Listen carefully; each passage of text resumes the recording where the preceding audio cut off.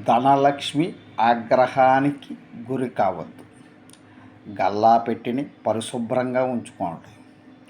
ధనాన్ని పెట్టకూడని చోట్ల పెట్టడం. ఉదాహరణకి, కొంతమంది స్త్రీలు వారి డబ్బుని ఎక్కడి నుంచి తీస్తారో తెలియంది కాదు. ఇది మహాదోషం. కొంతమంది మగవాళ్ళు నడుం క్రింద గుడ్డల్లో దాస్తూ ఉంటారు. అది చాలా తప్పు. లక్ష్మీదేవిని గౌరవించాలి.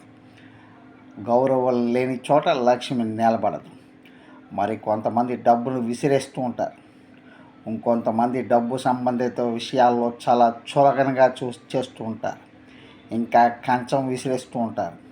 విసిరేస్తే కంచం లేచి నిల్చుంటుంది. కానీ లక్ష్మి అనుగ్రహం కాకుండా ఆ తల్లి కోపానికి గురి చేస్తాయి. ఇది నమ్మండి. నమ్మవలసిన